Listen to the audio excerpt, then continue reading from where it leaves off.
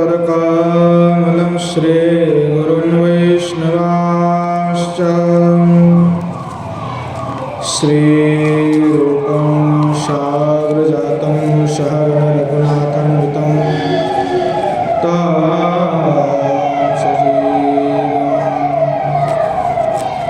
साद्वैतं सावधूतं परिजनसहितं श्रीकृष्णचैतन्यदेवं श्रीराधाकृष्णपादं सहगणललिता श्रीविशाखान्वितश्च तं गोपिका वृषरवेस्तनयान्तिकासि श्रीवादकारिणि गुरो निजपादपद्मे दास्यं प्रदाय कुर्मं व्रजकाननश्री राधां विषेवनरसे स्वकिनीं सुखौदे आजानुलम्बितभुजौ कनकावदातो संकीर्तनैकपितरौ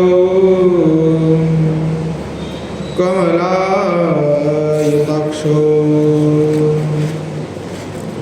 विश्वाम्भरौ द्विजवरौ युगधर्मपालौ वन्दे जगत्प्रियकरौ करुणावतारौ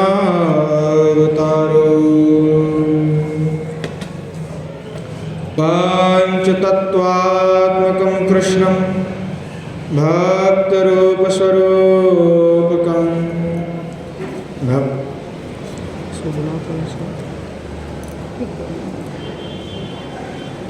बाइक में देखो चाबी लगा हुआ है मेरा।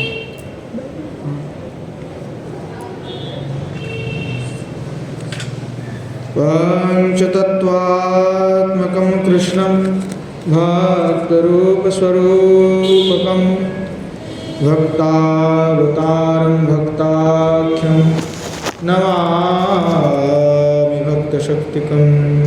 ये वाला माला लेकर के महाराज जी को दे दीजिए।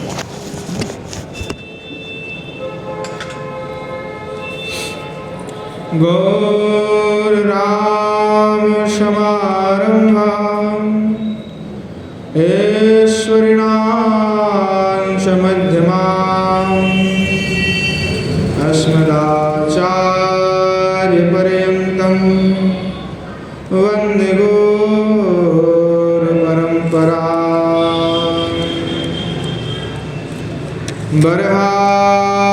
बर्हापीडं नटवरवपु कर्णयोः कर्णिकारं विवृधवासः कनककोपशं वैजयन्तीं शमाला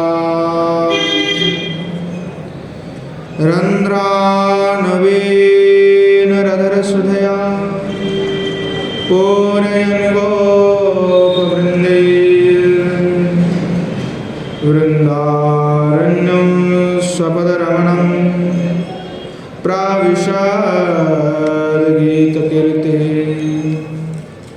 अस्ति स्वस्तुरुणीकराग्रविगलत्कल्पप्रसोनाप्लुतं वस्तु प्रस्तुतवेणुनादलहरी निर्वाणनिर्व्याकुलं स्रस्तनिबद्धनिविलसत् गोपीसहस्रावृतं हस्तन्यास्तनतापवर्गमखिल द्वारं किशोराकृति राधाकरावचितपल्लववल्लरीके राधा पदङ्कविलसन् मधुरस्थलीके राधा यशो खगावली के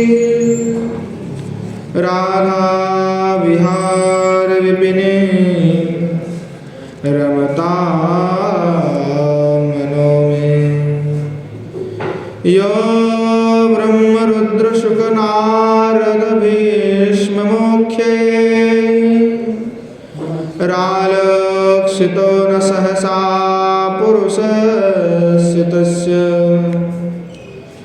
सद्य वशीकरणचूर्णमनन्तशक्तिं तं राधिकाचरणरेण मनोस्मरामि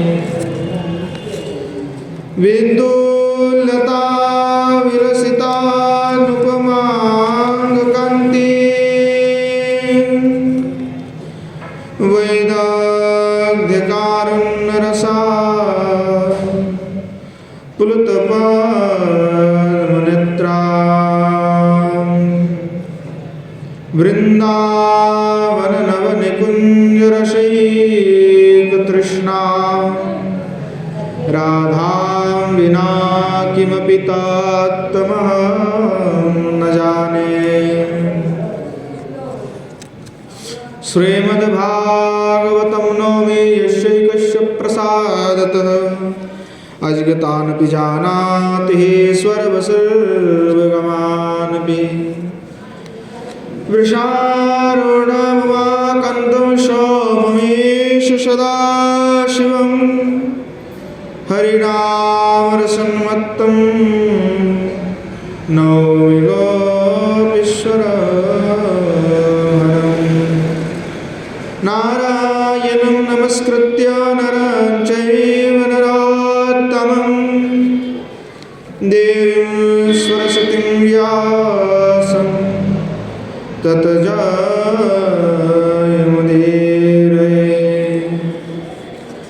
श्रीरूपं साग्रजं वन्दे रघुनाथं कृपामयं श्रीजीवं मट्टजोगं च सय्यन सुखदायकम् येषां सहज स्निग्धानां पादरेणुमभीक्ष्णसः सर्वविघ्नविनाशाय शिरसा धारयाम्यहम्।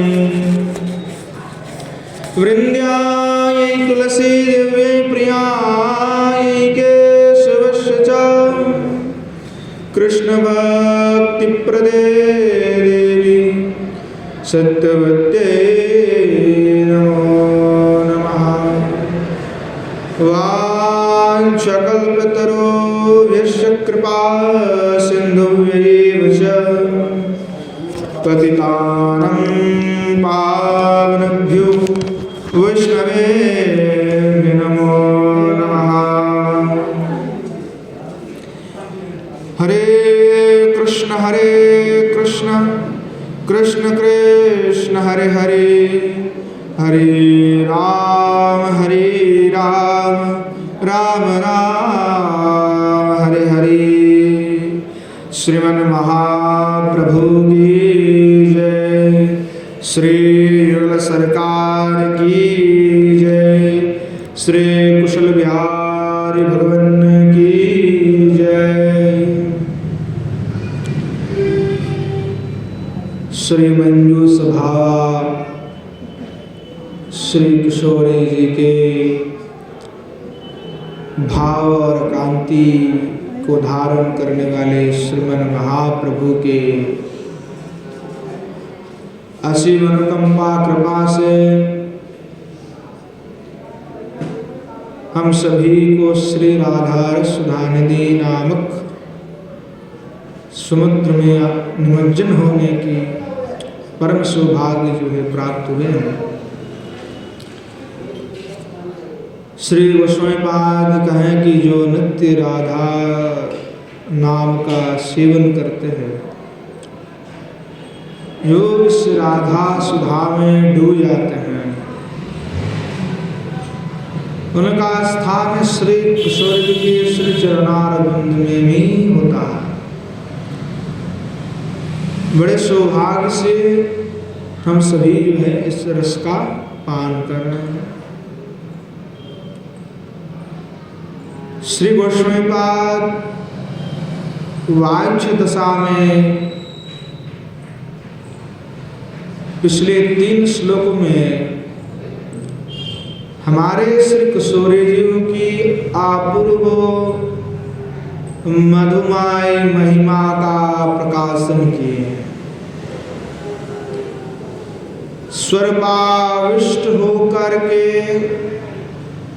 जो महिमा का गायन श्री गोस्वामीपाद ने की है वह बड़े ही अद्भुत और माधुर्य मंडित है। शुद्ध प्रेम का स्वादन करने के लिए ऐश्वर्य को छोड़ करके केवल विशुद्ध प्रेम को ही अपनाना होगा। जो विशुद्ध प्रेमी है वह विशुद्ध प्रेमी ही माधुर्य रस का सेवन कर सकता है। जो विशुद्ध प्रेमी नहीं है वो माधुर्य रस का स्वादन नहीं कर सकता। उसके सामने जैसे किसी को परसमणि के बारे में पता नहीं है, चिंतामणि के बारे में, तो उसके सामने परसमणि पड़े रहने पर भी उसको पत्थर समझ करके ही वो अपने पैरों से हटा देता है, या उसको बिना देखते ही देख करके भी ना देखकर ऐसी भावनाओं को लेकर के वहां से चले जाते हैं। कहने की तात्पर्य है कि जो विशुद्ध प्रेमी है, जो विशुद्ध प्रेम को जानते हैं, वही माधुर्य को जान सकता है। और ऐश्वर्य को छोड़ करके आश्रय माधुर्य का ही लेना पड़ेगा। ऐश्वर्य मिश्रित जो प्रेम है वह विशुद्ध नहीं है। ऐश्वर्य मिश्रित प्रेम कामनार्थ में होता है, भोगार्थ में होता है, और निष्कामार्थ जो प्रेम है वह माधुर्य रस के आस्वादन के लिए है। माधुर्य रस के आस्वादन करने के लिए ऐश्वर्य की उपेक्षा अवश्य ही करना पड़ेगा। जो ऐश्वर्य की उपेक्षा नहीं करते वह आस्वादन नहीं कर सकते। तो बड़े अद्भुत हमारे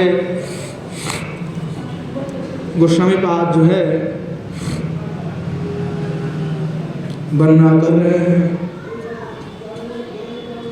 जो लोग अभिष्ट के लिए केवल विशुद्ध प्रेम करते हैं उनको अभिष्ट मिल जाता है, परंतु यो अभिष्ट से, अभिष्ट यानी हमारे जो इष्ट है, जो आपने इष्ट से कामना वासना मानते रहते हैं, उनकी दृष्टि ऐश्वर्य पर ही है। जिनका दृष्टि ऐश्वर्य पर है वो माधुर्य रस का स्वादन नहीं कर पाता। ऐश्वर्य से दृष्टि हटाना होगा। ऐश्वर्य से अपने लिए कुछ भी कामना नहीं करना। आपने अविष्ट से केवल प्रेम प्राप्ति, सेवा की प्राप्ति ही मानना है। सेवा प्राप्ति को छोड़ करके और कुछ भी उनसे नहीं मानना है। तो जो ऐश्वर्य प्रेमी है वो विषय को मांगता है, और विषय कभी भी पूर्ति नहीं होता। कोई भी विषय को मांगता है तो तत्क्षण तक भोग कर सकता है जब तक वो जीवित हो। भोग कब तक कर सकता है? भोग तो एक दिन खत्म हो ही जाता है, विषय खत्म हो जाता है, शेष हो जाता है। तो भोगवादी जो लोग होते हैं वो ऐश्वर्यमय भगवान को पूजते हैं, ऐश्वर्य से उनका मतलब है। पर ब्रज प्रेम जो करता है, ब्रज के जो प्रेमी है, वो ऐश्वर्यमय अथवा ऐश्वर्य का लेस मात्र भी उनके प्रेम में नहीं है। ब्रज के विशुद्ध प्रेम है, वहां कोई भी ऐश्वर्य नहीं है। श्री गोसाईपाद भाव में आकर के कहने लगे, श्रेराधिकं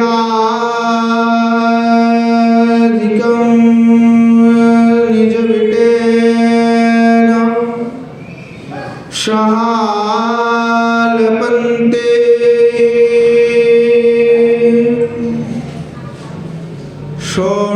शोणाधर प्रश्रेमरच्छवि मंजरिका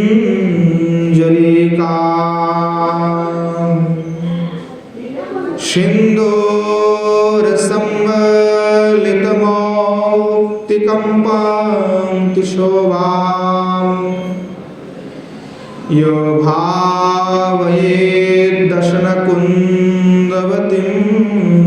स धन्यः। श्री गोस्वामीपाद कह रहे हैं कि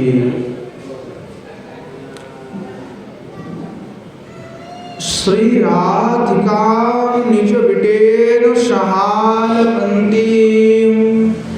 शोणाधार प्रसृमरच्छवि मंजरिकां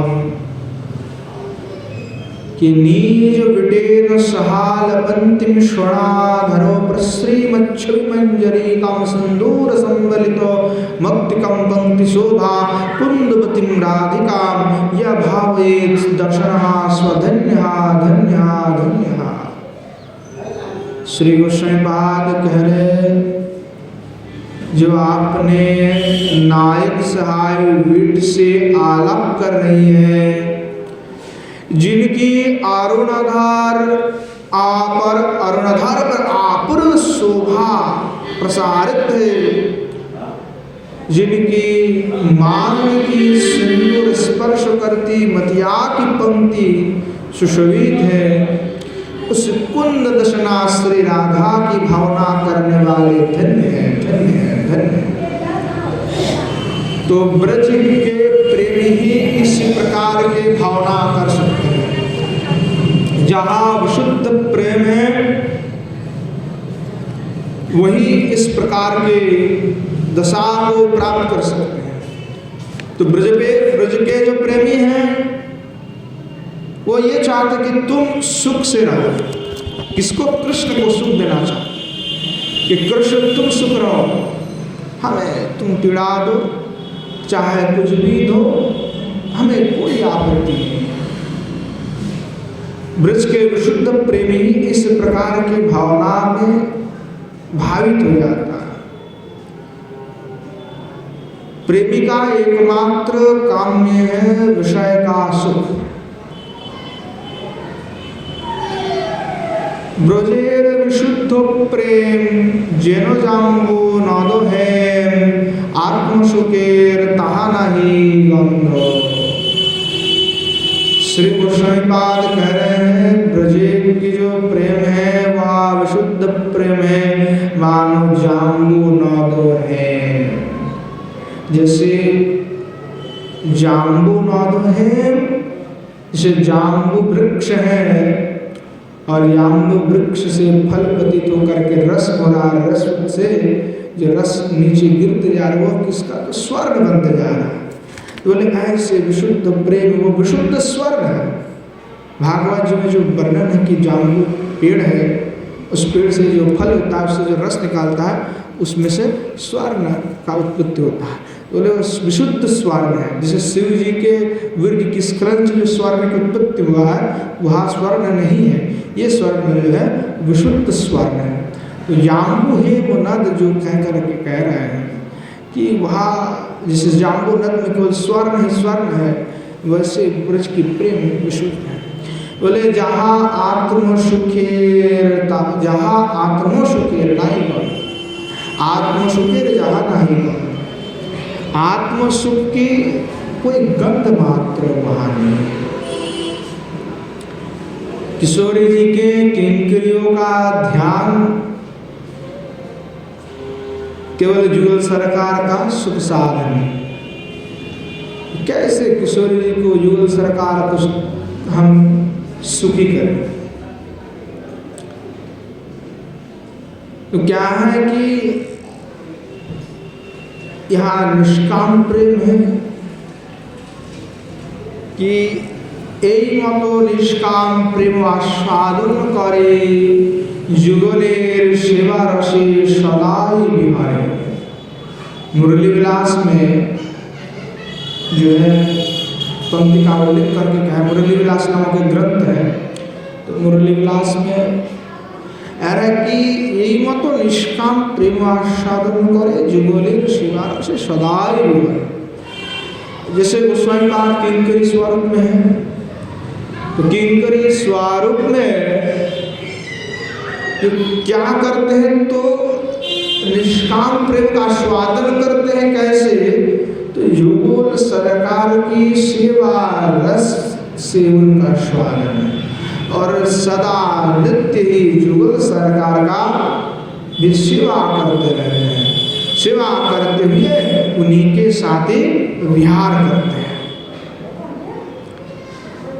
तो ब्रज की जो प्रेम है वो चरम कक्षा है। श्री कवि कर्णपुर गोस्वामी ब्रज के मेघ के भी जुगल सुख साधन में शुद्ध प्रेम का वर्णन किया। कैसे ब्रज का प्रेम है कि उन्मादिनी है किशोरी, कृष्ण प्रेम में उन्मादिनी है। तो कहा उन्मादिनी राय। और किशोरी जी का इतना अनुराग है, तो अनुराग को ही द्युति कह दिए।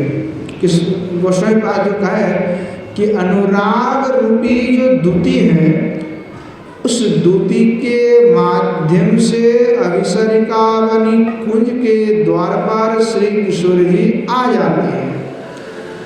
बाहर किशोरी जी उन्मादिनी राय, तो अंदर हमारे श्याम सुंदर विराजमान है। सखिया भी किशोरी के साथ पहुंच जाती हैं। जिस किशोरी जी चले पड़ी तो सखिया तो रुकने वाले नहीं, वो भी तो चलेंगे किशोरी जी के साथ। तो सखिया भी चलती है साथ में। कुंज में प्रवेश करते हैं, कुंज में प्रवेश करते ही देखिए कि श्याम सुंदर है। किशोरी जी श्याम सुंदर को देख करके कहते हैं सखियों को बुला करके, तुम लोग यहाँ मुझे कहाँ लेकर के आए? सखिया भी आई तो सखियों को कहती, जैसे कुंज के भीतर देखी कि भगवान श्याम सुंदर विराजमान है, तो सखियों को कहती तुम कहाँ लेकर के आई, मुझे कहाँ लेकर के आई?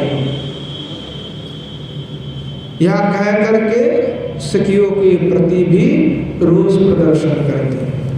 पर यह रोष बाम है, बाहर से तो किशोरी जी रोष दिखा रही है, पर अंदर से तो अभी अनेक अनेक प्रसन्न है सखियों के प्रति कि सखियों ने मुझे यहाँ लाई है। अनुराग है किशोरी जी का। वामी से इतनी रोष है तो कहते हैं कि मैं चले जाती हूँ, यहाँ मुझे नहीं ठहरना है, ये कहकर के वापस चले जाने लगती है।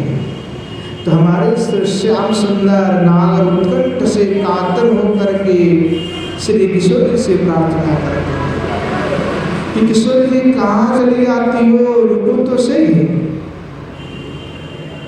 कहाँ चली जाती हो। श्याम सुंदर कातर उठते हैं तो सखिया मंजरिया किशोरी जी को मनाती है, पर किशोरी जी तो किसी भी तरह से रुकने के लिए राजी नहीं है।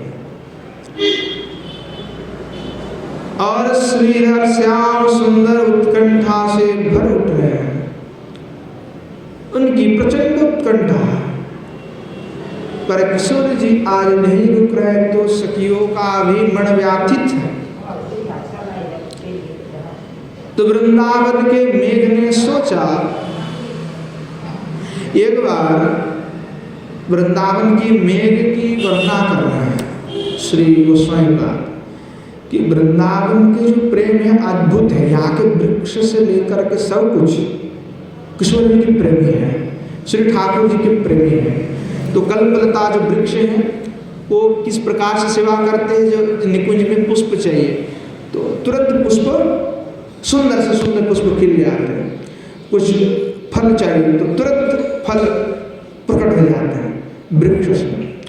अद्भुत अद्भुत अब कल्पलता है। तो ऐसा है कि सेब का पेड़ से सेब होगा ऐसा नहीं है, कोई लता है तो सेब की जरूरत है तो वही लता प्रकट कर देगा सेब को, कोई पुष्प चाहिए तो लता ही प्रकट कर देगा किसी भी पुष्प को, क्योंकि कल्पलता है, कुछ भी दे सकता है। हाँ, कल्पलता है तो कुछ भी दे सकता है। अमरूद का पेड़ से अमरूद होता है, एप्पल सेब नहीं होता है, पर यहाँ तो निकुंज है, यहाँ पे तो लता से सब कुछ होता है।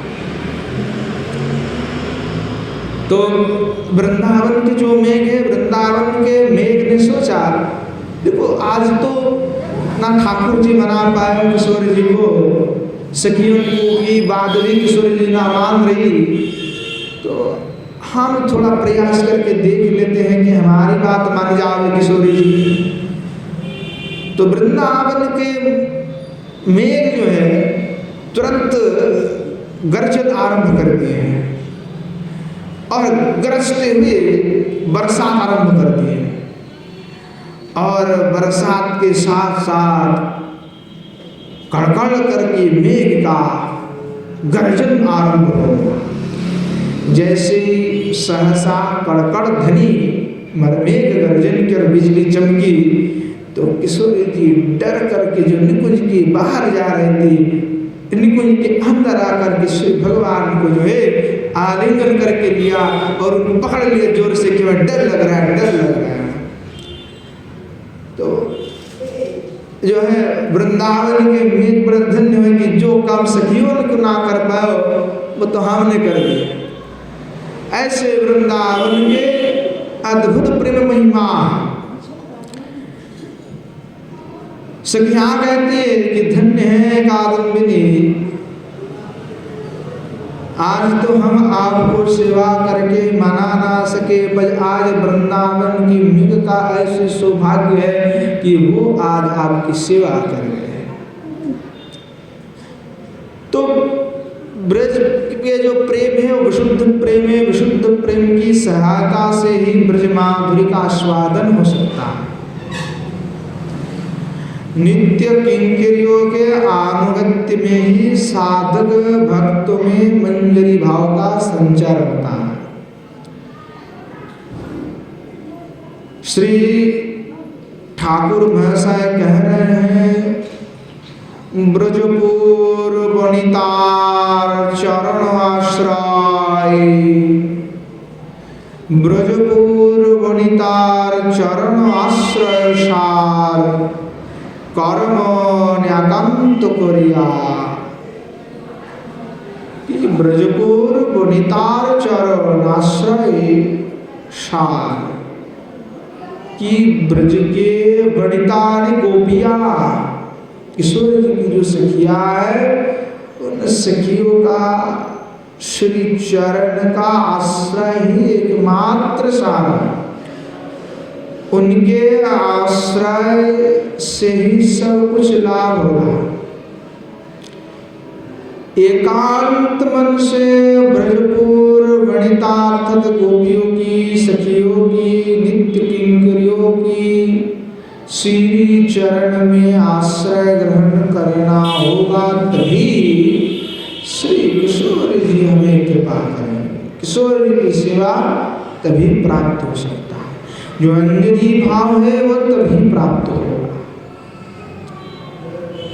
श्री गोस्वामी पाद जितने भी हमारे गोस्वामी हैं, वे सभी तो ब्रज के किशोर जी के नित्य बंदरिया और सभी बड़े ही करुणापूर्ण हैं।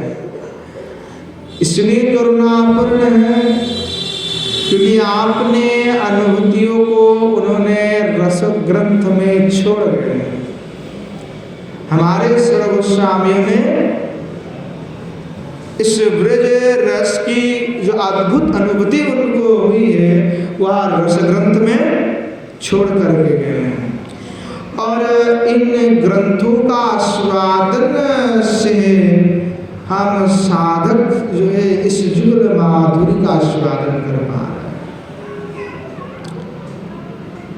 तो गोस्वामी पाद राधा रस सुधानिधि स्वयं आस्वादन कर रहे हैं और हमारे लिए छोड़ के गए ताकि हम इस आस्वादन कर सकें, इस रस में हम भी डूब सकें।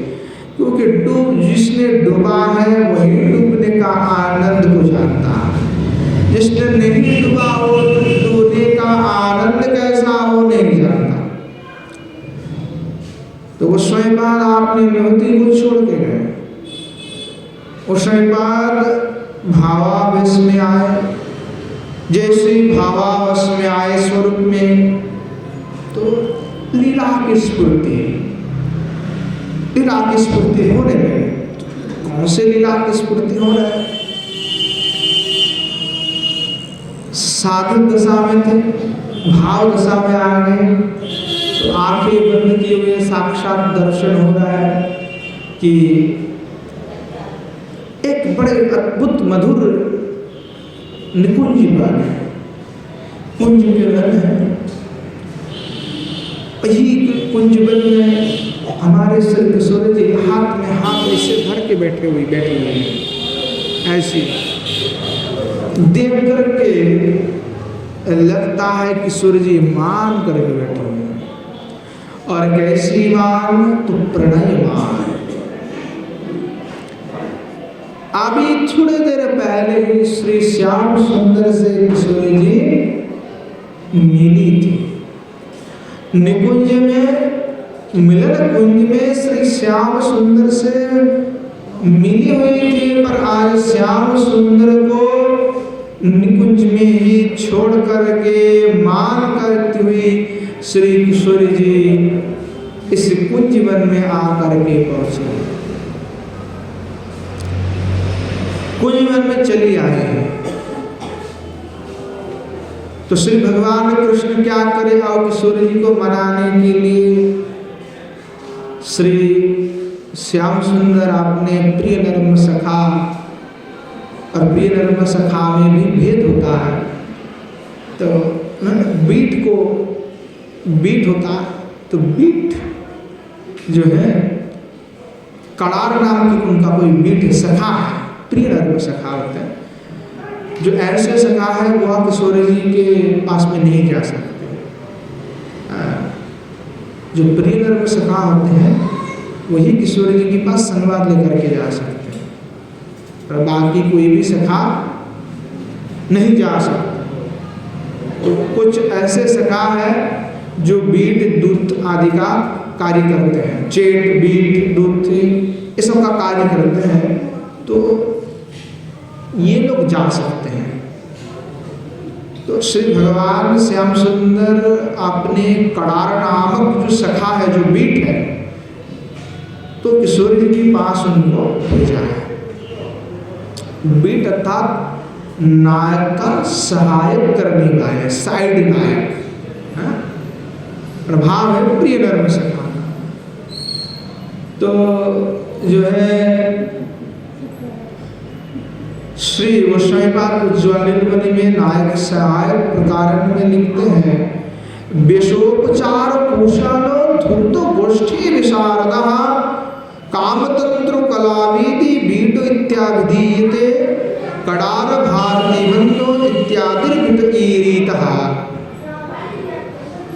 कि जो व्यक्ति बिट किसको कहते हैं, वो ज्वालिनी मिश्र गोस्वामी पाद कह रहे हैं, वेशोपचार कुशल, जो व्यक्ति वेश रचना में कुशल, वेशभूषा बनाने में, वेशभूषा सजाने में जो पारदर्शी हो, कुशल यानी पटु, बहुत ही जानकार व्यक्ति। धूर्त गोष्ठी विशारद, धूर्त भी हो और गोष्ठी विशारद है। कुछ 10 लोग बात कर रहे हैं तो देख के बताएगा कि हाँ इसमें क्या बात चल रहा है। गोष्ठी विशारद, जब कोई गोष्ठी चलता है तो पता है क्या चल रहा है उसके अंदर। तो गोष्ठी विशारद, कामतंत्रो कलावेदी वीटित्याविधीयते। कामतंत्र का अर्थ है स्त्री वशीकरणार्थ मंत्रोषधि का ज्ञाता। और कलावेदी ऐसा है कि अनेकों कलाओं को जानने वाले, इसी को कहा जाता है बीट। तो वृंदावन में श्री ठाकुर जी के कुछ बिट नायक है, सखा है, उसमें कड़ार, भारती बंध इत्यादि जो है कुछ सखा है जो बीट है। तो श्री भगवान ने जो है श्री किशोर जी को मनाने के लिए कड़ार को भेज दिए। तो कड़ार जो है श्री किशोर जी के पास आकर के पहुंची हुई है। श्री किशोर जी के पास पहुंच करके श्री किशोर जी को कहने लगी कि आप जानते हैं श्री भगवान श्याम सुंदर की मुरली की ऐसी अद्भुत शक्ति है कि वह त्रिभुवन को आकर्षित कर लेता है। हाँ? आप जानते हैं मुरली के बारे में, प्रसिद्ध है मुरली का। हे राधे, श्याम को साधारण मत समझो कि श्याम सुंदर अगर एक बार वंशी वादन करते तो क्या होता है, बोले काड़ो क्रीडद वंशी स्थगित जगती जो धृति। बोले श्याम सुंदर की वंशी की ऐसी अद्भुत मधुर ध्वनि है, उस वंशी के ध्वनि के प्रभाव से विश्व भर की युवतियां वो आकर्षित होकर के चले आते हैं, उनकी सारी युवतियों का धैर्य को नष्ट कर देता है भगवान श्याम सुंदर के वंश। तो उनको किशोर जी मत छोटा मोटा मत समझिए। और आप तो इस बात को रोम रोम से वाकिफ है, आप तो अच्छे से जानती इस बात को। हाँ, तो ऐसे ही जो है कहने लगे। गोस्वामी पाद भी क्या कहते हैं चैतन्य चरितामृत का, जीवा बेणु कलध्वनि यागवार ताहा सुनी जगन नारी चित्त आलोलाय। वही बात जो है कविराज गोस्वामी पाद चैतन्य चरितामृत में भी कह रहे कि जीवा बेणु कलध्वनि, बेणु का ऐसा ध्वनि है, एक बार ताहा सुनी, तो एक बार श्रवण कर लेता है, एक बार कोई श्रवण कर ले वेणु का ध्वनि तो जगन नारी चित्त आलोलाय। जितने भी जगत के नारी है सब जो है आकर्षित हो जाते हैं।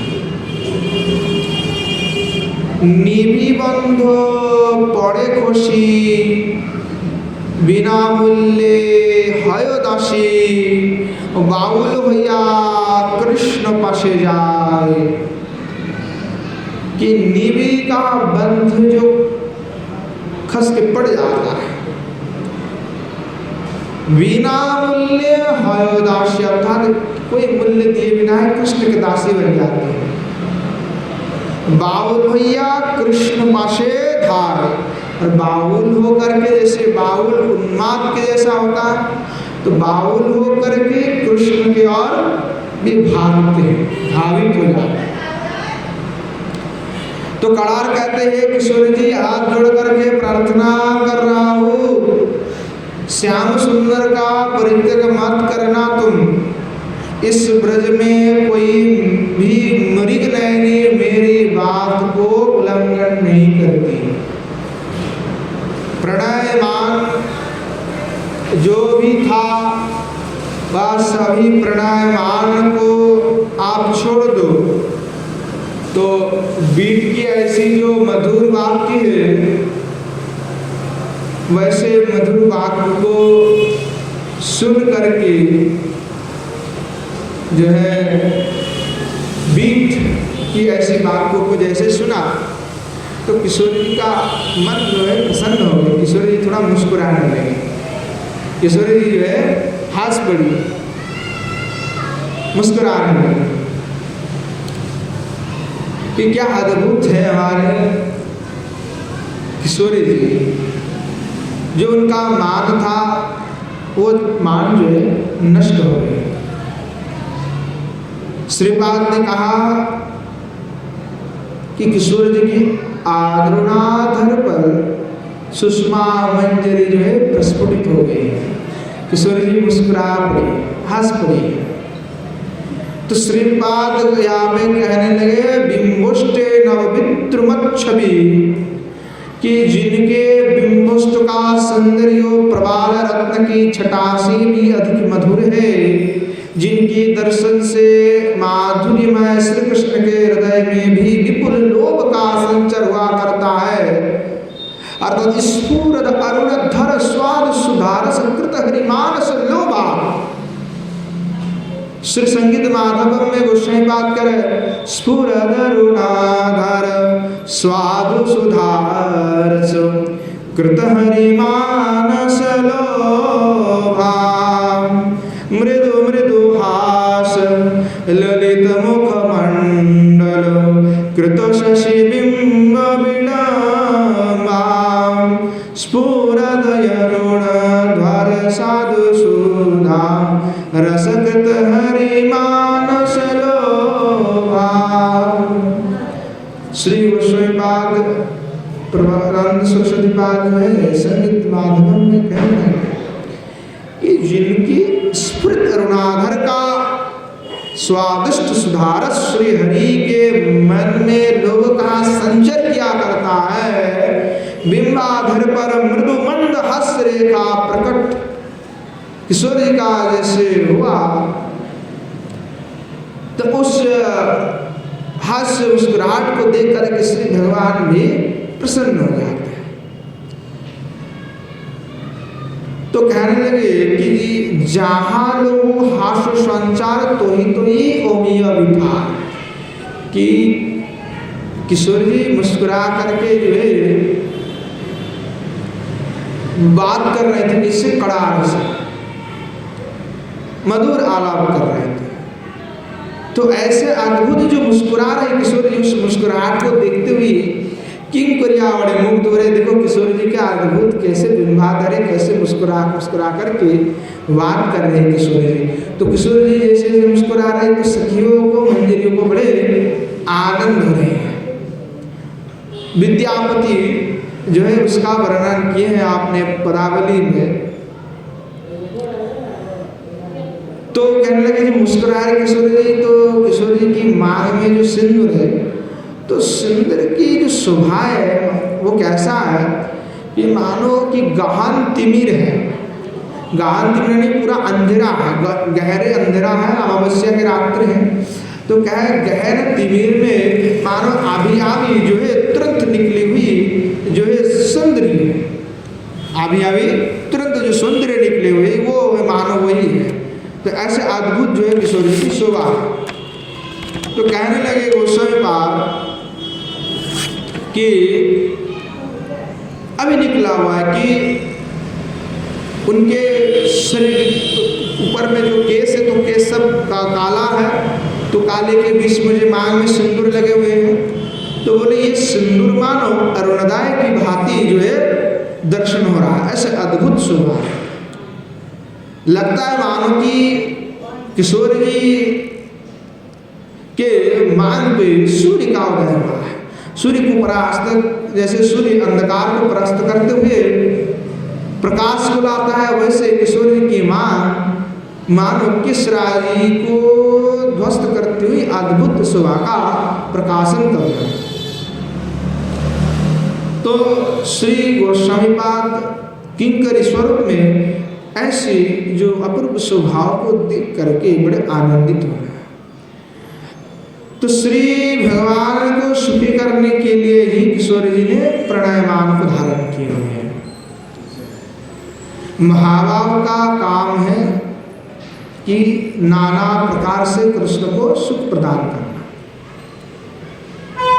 तो बाहर किशोर जी बाम्य है, परंतु बाहर तो उनका परम मधुर भाव है। तो आस्वादन आकृति का नहीं होता है, आस्वादन जो है वस्तु का होता है। जैसे आस्वादन आकृति का नहीं होता है, वस्तु का होता है। कैसे? तो क्या होता है कि चीनी से एक होता है, मिठाई बनता है चीनी से।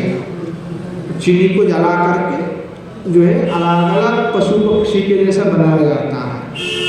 पशु पक्षी जैसे सांप होता है, कछुआ होता है, चीनी से बनाया जाता है ना। हाथी बनाया जाता है, बच्चों को गुड़िया बनाया जाता है चीनी से, बच्चों को बहुत अच्छा लगता है, तोड़ तोड़ के खाया जाता है, चीनी से बनता है। तो अगर कोई चीनी से बना हुआ सर्प है, तो चीनी से बना हुआ सर्प को खाने से क्या कोई परहेज है? अगर आप चीनी खा रहे हो तोड़ करके सर्प का, तो आप वस्तु का आस्वादन कर रहे हो, आकृति का नहीं। आप सांप खा रहे हो ऐसा आप नहीं कह रहे, उसमें आपको मीठा लग रहा है। तो जैसे सर्पाकृति चीनी की गुड़िया विष तो नहीं उगलती है, परंतु उसमें मिठास का स्वाद आता है, मीठा मीठा लगता है वो। तो वैसे ही आस्वादन जो है आकृति का नहीं होता है, वस्तु का होता है। तो श्रीपाल के चित्त जो है वह श्री किशोरी की सुंदर रस में डूबे हुए हैं। तो स्फूर्ति में किशोर जी के ऐसी अद्भुत सुंदरी का दर्शन किए हैं। किशोर जी की जो सुंदरी है अद्भुत, उसका दर्शन करके श्री गोसाई पाद जो है धन्य हो गए। तो तुरंत भाई जी का जो है स्फूर्ति हुआ। तो गोसाई पाद कह रहे हैं, जो व्याख्याकार है मधुसूदन विद्यावाचस्पति, वो कह रहे हैं कि यहाँ पे श्री जो गोस्वामी पाद है दो लीला का दर्शन कर रहे हैं।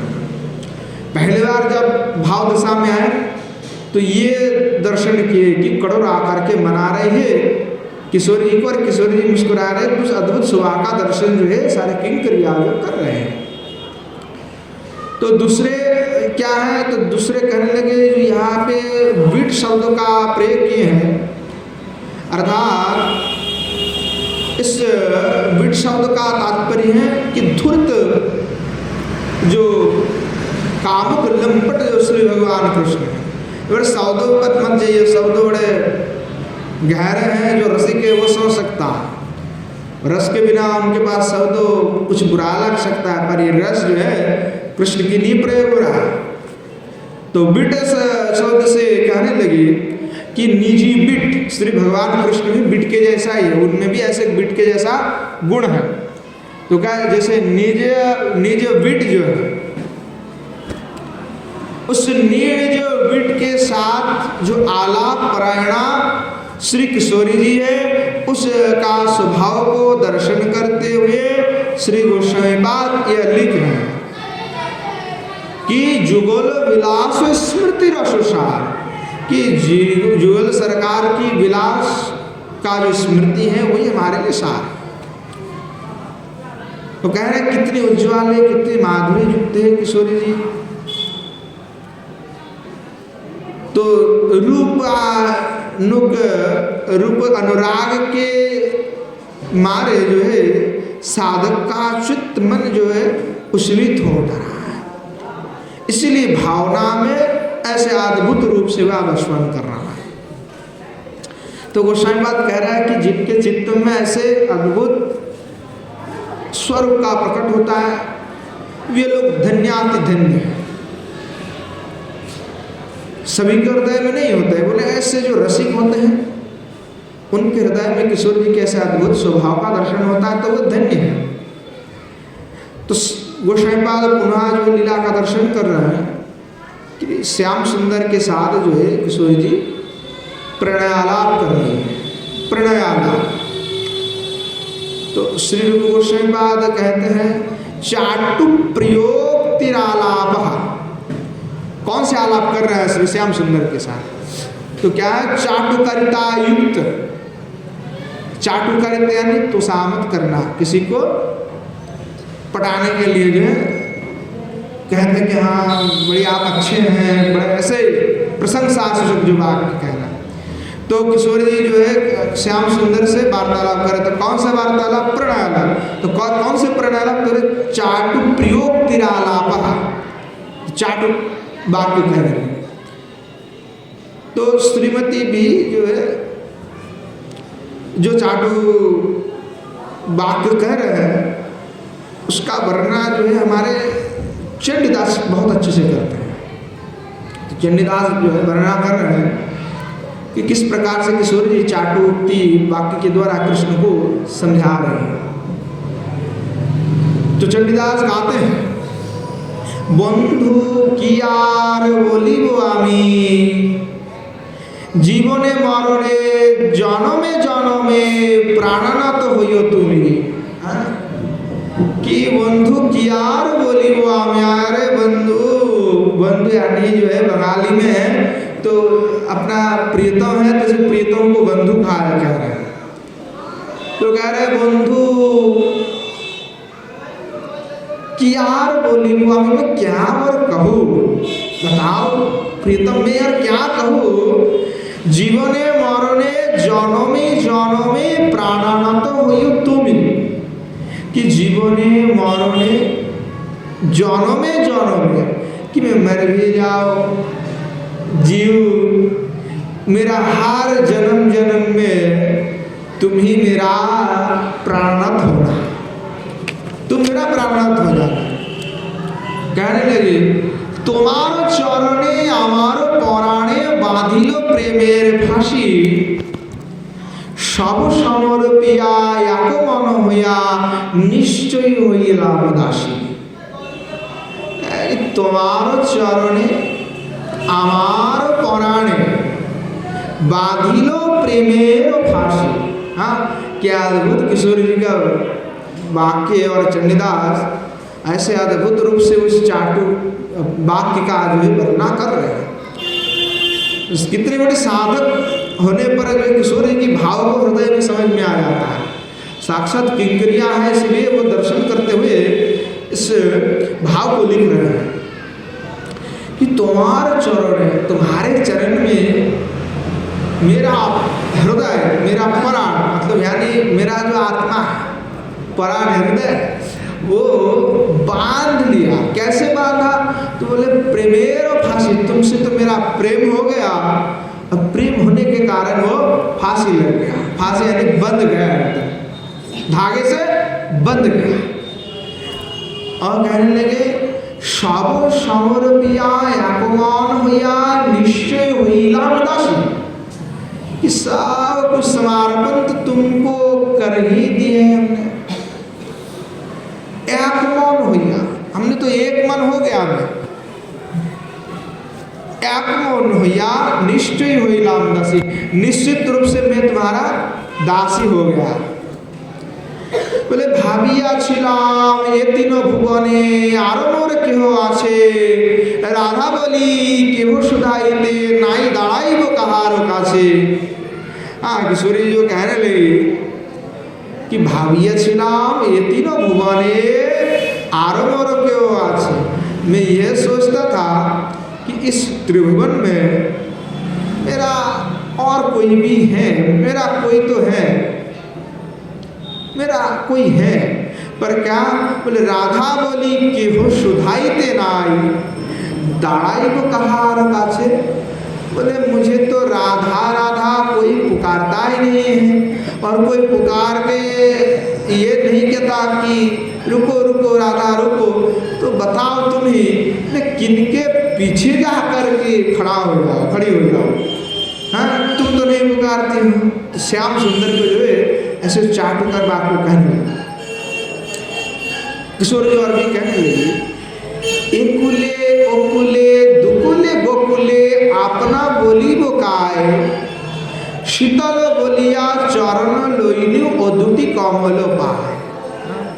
चंडीदास की बड़े अद्भुत भाव है, भाव राज्य में डूबे हुए और भाव राज्य में जो है साक्षात किशोर जी की सेवा में लगे हुए। तो किशोर जी का जो है अद्भुत चाटू भक्त का वर्णन करते हुए कह रहे हैं कि किशोर जी श्याम सुंदर से कहते हैं कि एकुले ओकुले दुकुले गोकुले, हमारा जो है दो कुल है, पितृकुल और स्वासुर कुल, दो कुल है। तो बोले एकुले ओकुले दोकुले गोकुले, हमारा दो कुल है और गोकुल, बोले मेरा ये कुल भी है ओ कुल भी है और दुकुल और गोकुल, अर्थात तुम ही मेरा गोकुल के है भगवान। तो बोले कि तुम भी तो गोकुल के हो। तो बोले ये जो है इन सभी में मैं अपना किसको कहूँ, मैं अपना किसको कहूँ कि ये मेरा अपना है। शीतल बोलिया शरण लोइलो ओदुटी कमल पाए, इसलिए मैंने देखा कि आपकी चरण बहुत ही शीतल है, शरण लोइलो, इसलिए मैंने आपका शरण ले ली। ओदुटी कमल पाए, आपकी श्री चरण कमल में ही मैंने शरणागत ली, आश्रय ली। बोले ना ठेले वो छले अबोला अखले जे हाई उचित तोर, ना ठेलो हो छले अबोला अखले जे हाई उचित तोर, भाविया देखिनु प्राणनाथ बिने गोति जे नाही को मोर। बोले मुझे आप छल करके इसे त्याग मत कर दीजिए, ना ठेले हो छले, मेरे साथ छल मत करिए श्याम सुंदर। अबोला अबोले, मैं तो अबला नारी हूँ, आप मेरे साथ छल करेंगे तो मैं कहाँ जाऊँगा, आप मेरे साथ छल ना करिएगा। फिर भी आपका जो भी मन में उचित हो वही करिए। भाविया देखिनु प्राणनाथ बिने गोती जे नाही को, कि मैंने बहुत सोच के देखी और सब कुछ सोचने के बाद मुझे मालूम होती कि प्राणनाथ छोड़ करके मेरा और कोई भी गोती है ही नहीं, मेरा तो आपको छोड़ करके कोई गति है ही नहीं। बोले आखिरो निमिषे यदि नहीं देखी तबे से पराणे मरी, चंडीदास कहे परश रतन गलाय गाथिया मोरी, कि आखिरो निमिषे यदि नहीं देखी तबे से पराणे मरी।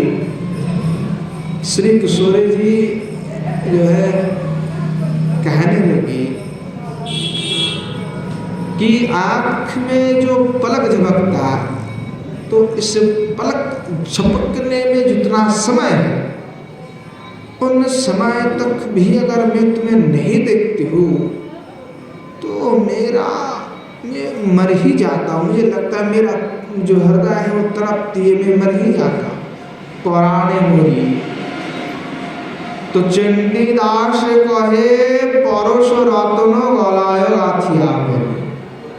चंडीदास क्या कहते हैं कि ऐसे अद्भुत श्री किशोर जी का चाटुक्ति है।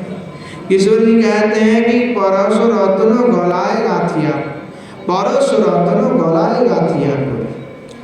हाँ, तो ऐसे अद्भुत हमारे किशोर जी की भाव है कि भगवान कृष्ण को चाटुक्ति वाक्य के द्वारा मनाती है, कहती है।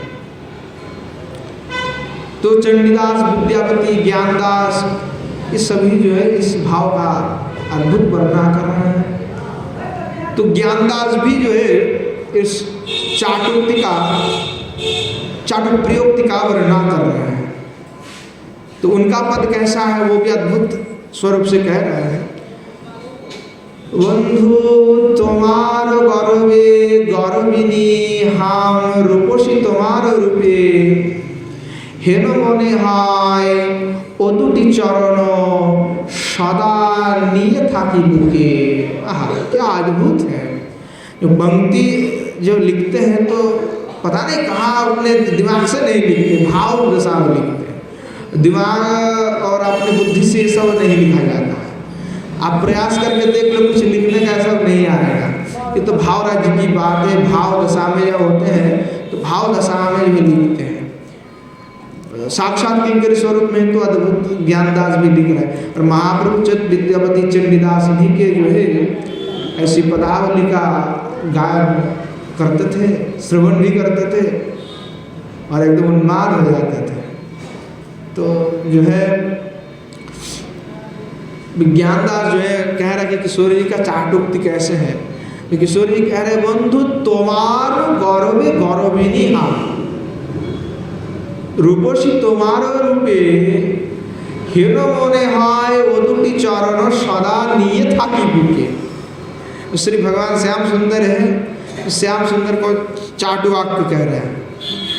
कह रहे श्याम सुंदर, अरे बंधु श्याम तुम्हारा गौरव है, अरे तुम्हारा इतने जो है गर्व है, त्रिभुवन में तुम्हारा जय जयकार है, इसीलिए तुम्हारी जो इतनी गौरव है, इस गौरव से ही मैं स्वयं को गौरवान्वित समझता हूँ।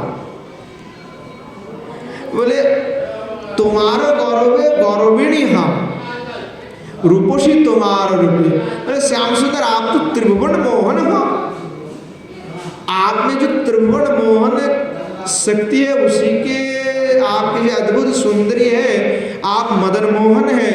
उस मदन मोहन के कारण तुम्हारी जो मदन मोहन रूप से ही तो मैं रूपवती हो गई है।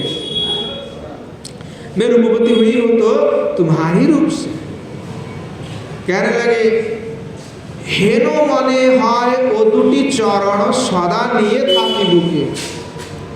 कह रहा कि हेनो मने हाय, मुझे ऐसा लगता है कि तुम्हारे वो चरण कमल को मैं अपने बुक में अपने जैसे वक्ष स्थल में धारण करके रखूं। फिर कहने लगे किशोर जी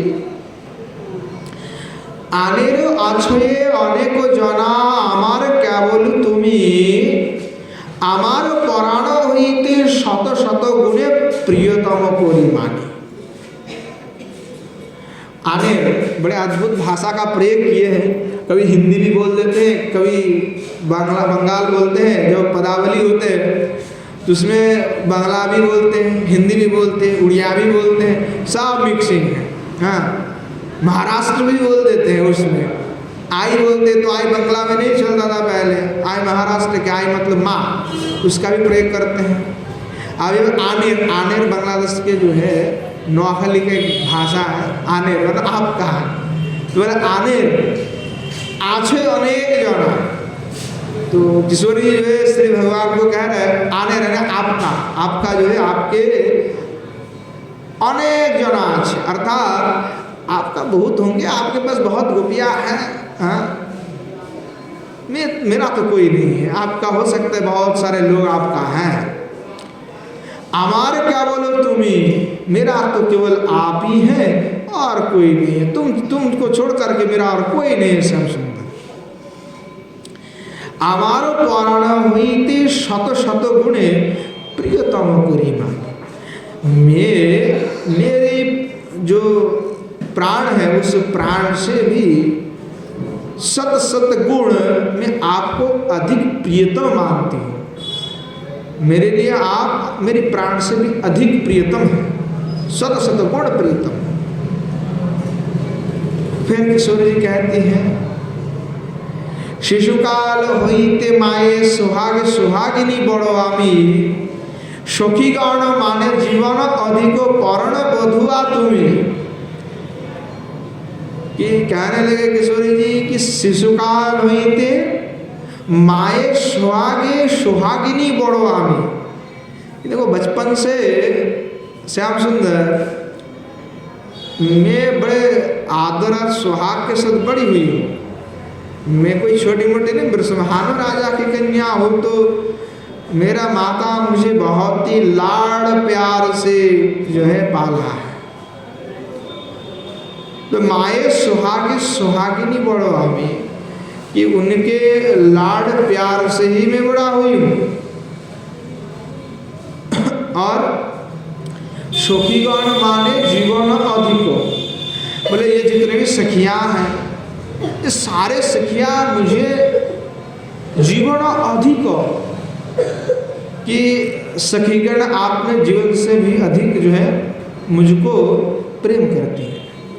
पर देखो ऐसा है कि मैं तो सखियों को प्रेम नहीं करके प्राण बधुआ तुम्हें, मेरे प्राण बधुआ अर्थात मेरे प्राण, मेरे हृदय, मेरे प्राण तो तुम ही हो श्याम सुंदर, और कोई नहीं है।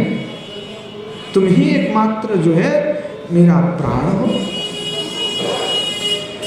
আমার নয়নের অঞ্জন অঙ্গেরি ভূষণ তুমি সে কালিয়া চাঁদা, জ্ঞানদাস কহে কালিয়া পীরতি আমার অন্তরে অন্তরে বাধা। किशोरी जी जो है कहने लगे, আমার নয়নের অঞ্জন অঙ্গেরি ভূষণ তুমি সে कालिया चाँदा, कि मेरी नैन की अंजन हो, मेरी नैन की अंजन तो आप ही हो श्याम सुंदर। अंगेर भूषण तुम्हें, मेरे अंग का भूषण भी तुम ही हो श्याम सुंदर। तुम्ही से कालिया चाँदा, अर्थात कालियों को दमन करने वाले तुम ही तो हो श्याम सुंदर। ज्ञानदास कहे कालिया पीरिति अमार अंतरे अंतरे बाधा। ज्ञानदास क्या कह रहे हैं कि किशोर जी कहते हैं ये जो कालिया पीरिति, ये जो कालिया को दमन करने वाले जो कालिया है, इस कालिया से मेरा प्रेम है। पीरिति अमार, बोले यार कैसा प्रेम, तो अंतरे अंतरे बाधा, इस हृदय से हृदय को बंद हुए, ऐसा प्रेम है मेरा तुम्हारे साथ। तो किशोर जी जो है ऐसे अद्भुत चाटुकारी वाक्य से श्री भगवान श्याम सुंदर को कहने लगते हैं। ऐसा है कि भगवान भी चाटुक्ति वाक्य का प्रयोग करते हैं, किशोर जी भी करती है, कि किशोर जी भी तो सर्वगुण संपन्ना है, उनमें कोई गुण का कमी नहीं है। तो प्रश्न ये कहीं कर सकते हैं कि जो धूर्त है, जो लंपट है, जो कामुक है, उनके प्रति चाटुक्ति वाक्य क्यों है? क्योंकि भगवान कृष्ण ऐसे हैं तो उनको चाटुक्ति वाक्य कहने की कारण क्या है? तो उत्तर में गोस्वामीपाद कह रहे हैं कि रसलामपट्ट जो है, रसलामपट्टो रसास्वाद्य है, और वो कैसा आस्वाद्य है, तो रसलामपट्टो परमास्वाद्य है। इसीलिए परकिया भाव अथवा उपपत्ति को अंगीकार किया जाता है। इस पर श्री रूप गोस्वामी का प्रेम संपुट का में कुछ लिखे इस विषय पर। प्रेम संपुट में उन्होंने लिखा कि प्रेमा बुधिर गुण मणिख निरस्य षट् चापल्यो जय मखिलम रमणीयमेव प्रेमानमेव कील काम इमांगनासु संदर्शीन स्वामुदकर्षीद यस्ता। श्री किशोर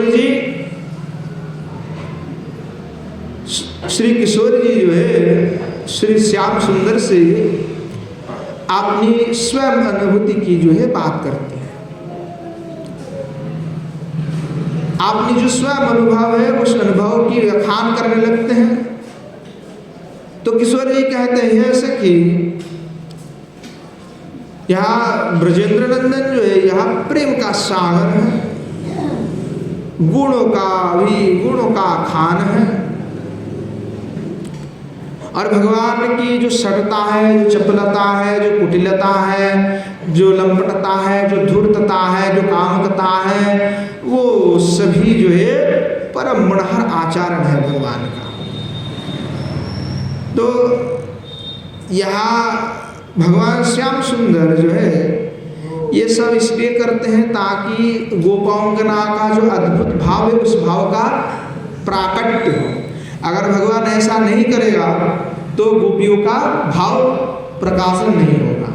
गोपियों में जो गुण है उस गोपियों का गुण का प्रकाशन तभी संभव है जब भगवान कपटता करे, जब धूर्तता करे, जब लंपटता करे, तभी जो है ये संभव है। नहीं तो गुण का प्रकाशन गोपियों का नहीं होगा। तो सभी गोपोंगनाओं के निकट में भगवान अपनी ऐसी भाव को प्रदर्शित करते हुए जो है गोपियों का भाव को प्रकाशन कर देते हैं। कैसे? अगर भगवान ऐसा नहीं करेगा तो गोपियों का जो खंडिता है, कलहंतरिता है, मान है, बाम्य है, ये सब जो भाव है, जो स्वभाव है, वो कैसे प्रकाशन हो सकता है? सिर्फ श्याम सुंदर अगर किसी के पास नहीं जाएगा, केवल किशोर जी के पास, तो दूसरे गोपियों में मान नहीं हो सकता, फिर अभिमान नहीं होगा। तो भगवान कृष्ण को करना ही पड़ेगा। अगर नहीं करेगा तो उनकी मान जो भाव है वो स्वभाव प्राकट्य नहीं होगा। अब जैसे किशोर जी में बाम्य है।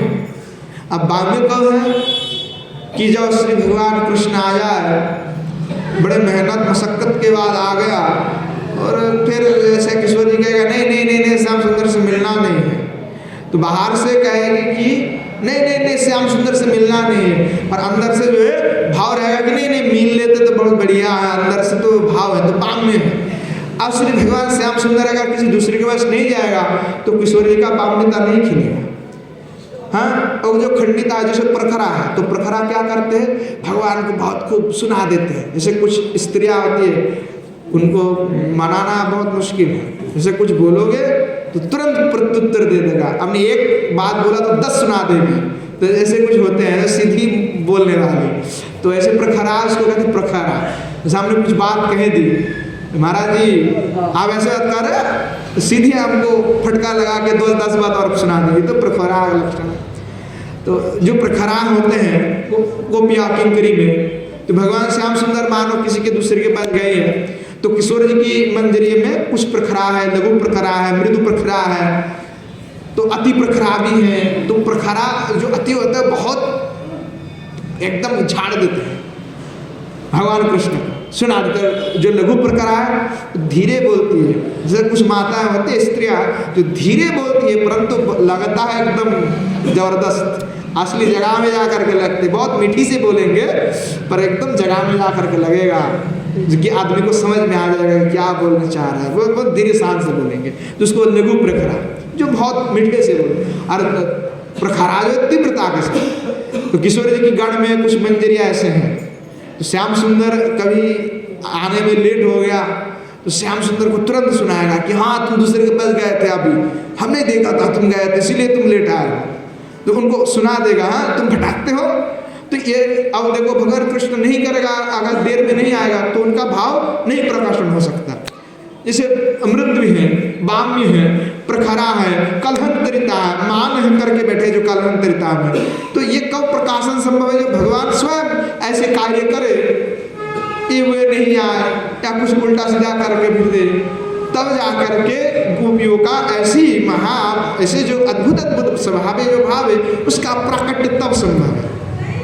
इसीलिए रसिक सुरमणि जो भगवान स्वयं सुंदर है, वो रसिकता करते हुए इस रस का आस्वादन करने के लिए, रस का प्रकाशन करने के लिए श्री श्याम सुंदर ऐसी धूर्तता, ऐसी लंपटा, ऐसी कपटता, ऐसी कामुकता ये सब करते रहते हैं।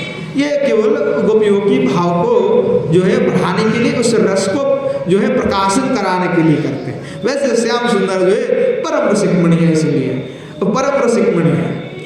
तो श्रीपाद गोस्वामीपाद जो है आप स्मृति में दोनों लीला का दर्शन कर रहे हैं। एक तो किशोर जी का अभिमान, और दूसरे में जो है किशोर जी श्री भगवान श्याम सुंदर से चाटुवाक्य कह रहे हैं, तो दोनों लीला का दर्शन कर रहे हैं। तो युगल सरकार के ऐसे अद्भुत जो दोनों आपस में चर्चा कर रहे हैं, अद्भुत जो चर्चा चल रहा है, इस माधुरी का आस्वादन करते हुए बड़े परम आपने को परम सौभाग्यवती मान रहे हैं।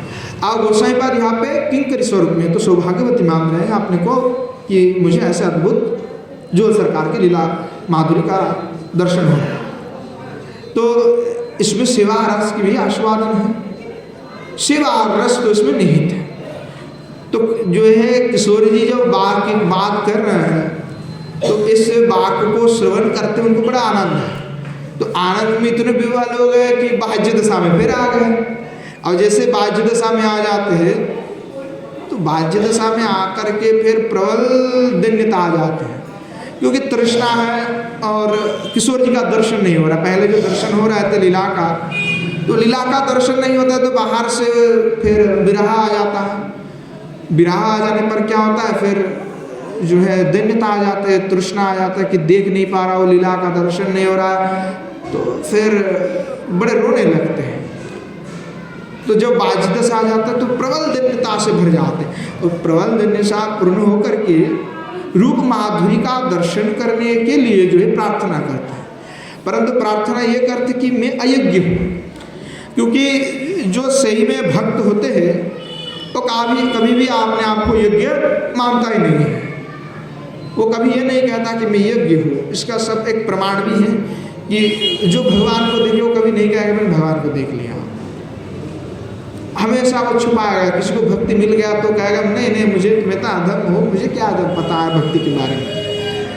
तो भक्त हमेशा ऐसे धन्य होते हैं, इसलिए वो कभी प्रकाशन नहीं करेंगे। तो यहाँ गोस्वामीपाद अपने आप को जो है बड़े अयोग्य मानते हैं। तो अयोग्य मान करके ये समझ रहा है कि मैं इन सेवा के लिए अयोग्य हूँ। तो वस्तु की दुर्लभता की स्फूर्ति प्राप्त करते हुए जो है कह रहे हैं कि यो भावये दर्शन कुंदवतीम स्वधन्य, कि मुझ में तो ऐसा योग्यता नहीं है कि मैं जुगल सरकार की ऐसी अद्भुत लीला माधुरी का दर्शन कर सकूं। ये जुगल सरकार की नित्य लीला है, जो नित्य विलास है, उस नित्य विलास का दर्शन मैं कर सकूं ऐसा मेरा सौभाग्य नहीं है। मैं तो कहा अयोग्य हूँ, अभी अभी काशी से आया है उठ करके, हैं मैं मायावादी सन्यासी, हाँ गर्व से भरा हुआ, मैं कहाँ से देख पाऊंगा, मुझ में इतना कहाँ योग्यता आ गया। तो ऐसे जब सोच रहे तो कह रहे हैं कि वैसे मुझ में ऐसा योग्यता भी नहीं है और मैं ऐसा ध्यान में मन भी नहीं लगा पाऊंगा, अथवा भावना में भी उस रस माधुरी का आस्वादन कर सकूंगा, ऐसा मुझ में योग्यता नहीं है।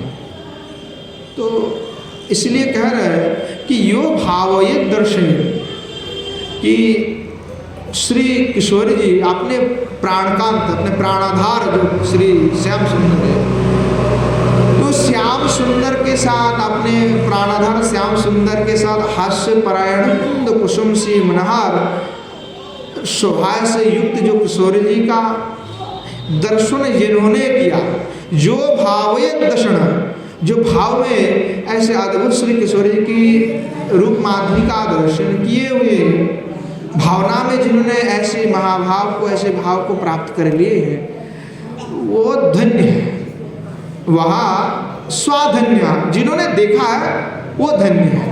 मैं तो देख नहीं सका, परंतु जो देखा वो धन्य है। तो स्मरणनिष्ठ जो साधक है वहाँ इस प्रकार से श्री किशोर जी की अद्भुत स्वरूप का दर्शन करते हैं। तो गोस्वामीपाद उनको धन्य दे रहा है कि जो स्मरणनिष्ठ साधक है, और स्मरणनिष्ठ साधक इस प्रकार के लीलाओं का दर्शन अगर कर रहे हैं तो सही में वो धन्य पाने के योग्य, क्योंकि उसका मन पूर्ण रूप से श्री किशोर जी में लग गया है। तो ऐसे गोस्वामीपाद जो है प्रेम में विह्वलित होकर के वर्णना कर रहे हैं। तो जो साधक हैं उनके लिए सबसे तो ये काम है कि वे स्मरण को आगे बढ़ा करके किशोर जी कैसे अद्भुत रूप माधुरी का आस्वादन करें, और जो आस्वादन किए उसको पता है कि कितने माधुर्यता है, इसमें अद्भुत भाव है। मन को कभी लगा के तो देखे, जब कोई मन को लगा लेगा तभी तो समझेगा। हाँ, मन को कोई पूर्ण से लगा ले तब तो समझेगा। तो साधक वश में धन्य प्रार्थना कर रहे हैं, अयोग्य समझते हैं स्वयं को गोस्वामीपाद। पर अयोग्य समझने का अर्थ यह नहीं कि हम आशा को छोड़ दें कि मैं अयोग्य हूँ तो लीला का दर्शन मुझे होगा कि नहीं होगा, पता नहीं कुछ भी। तो गोस्वामीपाद जो है आशा को नहीं छोड़ा कि मुझे लीला का दर्शन नहीं हो रहा है अथवा नहीं होगा इसलिए मैं भजन करना छोड़ दूँ। अब किसी को भूख नहीं लगता तो भजन करना छोड़ देगा। एक टाइम किसी को भूख नहीं लगा तो कहेगा मैं भजन को छोड़ दूँ, तो फिर खाएगा ना। आशा तो है मन में, क्योंकि आशा को नहीं छोड़ना है। भजन कर रहे हैं पर लीला का दर्शन नहीं हो रहा, भाव नहीं आ रहा है, तो इसका अर्थ नहीं कि हम भजन को छोड़ दें। तो गोस्वामीपाद अपना भजन को नहीं छोड़ रहे। उनकी आशा है कि मैं तो अयोग्य हूँ, और ऐसा नहीं कि मैं जिंदगी भर अयोग्य बन के रह जाऊँ। अगर ईश्वर जी कृपा है तो मैं अवश्य ही लीला का दर्शन के लिए योग्य हो जाऊंगा। तो स्वरूपावेश में वह अति प्रबल भाव से और भी जो है भावित हो जाते हैं। तो अनुभव जितना जो है वृद्धि होती है, आशा भी उत्तर उतना ही बढ़ते रहता है। तो भक्ति के उदय होने पर एक और व्यक्ति स्वयं को अयोग्य मानते हैं, दूसरी ओर आशा जो है लीला दर्शन की जो आशा है, जो आकांक्षा है, वो साधक को चंचल से चंचल बना देता है। जब कोई भक्ति में आता है पहले तो साधक की आशाएं उत्तर बढ़ते रहता है। अनुभव जितना भक्ति का बढ़ते जाता है उतना साधक में आशा, लीला दर्शन की आशाएं उतना ही बढ़ते जाते हैं निरंतर। और भक्ति का जैसे पूर्ण रूप से उदय हो जाता है तो व्यक्ति पहले स्वयं को क्या समझता है कि मैं अयोग्य हूँ, पर अयोग्य के साथ में अपने आपका जो चंचलता बढ़ती जाती है। कौन सा कि लीला दर्शन मेरा होगा, ये आकांक्षा बढ़ते जाता है, जिसके कारण वो चंचलता भी बढ़ने लगता है। तो श्री सनातन गोस्वामीपाद कहते हैं कि न प्रेमा श्रवणादि भक्ति रूपी व योगोऽथवा वैष्णवो ज्ञानम व शुभ कर्म वा कियदोह सज्जातिरस्ति वा हीनार्थाधिक साधक त्वयि तथाप्यच्छिद्य मूला सती हे गोपीजन वल्लभो व्यथयते हा हा महाशैव माम्। भक्ति रसामृत सिंधु में श्री गोस्वामीपाद ने सनातन गोस्वामीपाद का वाक्य को उल्लेख करते हुए रूप गोस्वामीपाद कह रहे हैं कि हे गोपीजन वल्लभ, मुझ में न प्रेमा, मुझ में प्रेम नहीं है। जो साधक है सनातन गोस्वामीपाद नित्य मंजरी है, नित्य महाप्रभु के पार्षद है, पर प्रार्थना क्या कर रहे हैं कि न प्रेमा, हे गोपीजन वल्लभ, मुझ में प्रेम नहीं है। श्रवण आदि भक्ति रूपी वा योग अथवा वैष्णव, कि मेरे पास श्रवण कीर्तन आदि भक्ति साधन भी नहीं है, और वैष्णव योग अर्थात ध्यान धारणा आदि भी नहीं है, मेरे पास में कुछ नहीं। बोले ज्ञानम व शुभ कर्म वाक्यदो सज्जाति वा, कि भगवानिष्ठ जो ज्ञान है, भगवत तत्व अनुसंधानात्मक जो ज्ञान है, वो भी मेरे पास नहीं है। शुभ कर्म अर्थात वैष्णव परिचर्या आदि ये भी मेरे पास नहीं है, अथवा तद उपयुक्त सज्जाति भी नहीं है। फिर भी हीनार्थाधिक साधके त्वयि तथाप्यच्छेद्य मूला सती, कि फिर भी तुम दीन जनों के समाधिक प्रयोजन साधक हो, यह जानकर परम दयालु तुम्हें प्राप्त करने के विषय में आचित मूला आशा ही मुझे व्यथा पहुंचा रही है। कि मुझ में इतना है कि मेरे पास कुछ नहीं है प्रभु, परंतु मुझे एक चीज बस मेरे पास है कि मेरा आशा है कि आप कभी ना कभी मुझ पर कृपा करोगे, एक न एक दिन आपका प्राप्ति मुझे होगा, यही आशा मेरा है, और कोई आशा मेरा नहीं है, और मेरे में कुछ भी नहीं है। तो गोस्वामीपाद भी कह रहा है कि अपना योग्य देखी मोने पाओ शोभ तथापि तुम्हारे गुणे उपजय लोभ, कि मैं तो अपने आप को योग्य देख रहा हूँ कि मेरे जैसा कोई अधम पापिष्ट पामर इस त्रिभुवन में नहीं है, परंतु प्रभु आपकी जो अद्भुत अपरूप मनोहर लीला है, अद्भुत रूप गुण है, उसको देख करके मेरा मन में लोभ हो रहा है कि आपका एक बार दर्शन हो जाता, आपके श्री चरण कमल के दर्शन हो जाता तो मैं धन्य हो जाता। इसलिए आशा है भगवत भक्त को जीवित रखता है। जैसे आशा ही धन की आशा लोगों को धन के का जो इनकाम करने के लिए प्रेरित करता है, वैसे भक्ति में भगवान के प्राप्ति करने का जो आशा है, वही आशा ही उसको भक्ति में आगे बढ़ा के ले जाता है। तो आशाओं को कभी छोड़ना नहीं है, आशा रख करके भजन में आगे बढ़ते रहना है। तो आगे गोस्वामी पाद जो है और भी लीला का स्फूर्ति उनमें होगा। तो जो लीला स्फूर्ति है वो कैसे है, कौन से लीला हम आस्वादन करेंगे। आज समय हो गए तो आज यहीं पे विश्राम देते हैं। जय जय श्री राधे श्याम निताय गौर हरि बोल। श्रीमन महाप्रभु की जय, श्रीमन महाप्रभु के समस्त पार्षद वृंद की जय, श्री नवद्वीप धाम की जय, श्री युगल सरकार की जय, श्री युगल सरकार के पार्षद वृंद की जय, श्री गिरिराज महाराज की जय, श्री यमुना मैया की जय, श्री वृंदावन धाम की जय, श्री राधा सुधा नदी की जय, श्री परमानंद सरस्वतीपाद की जय, समस्त संत वैष्णव भक्त वृंद की जय, आवनाम गुरु गोविंद की जय, आज हरि कथा की जय।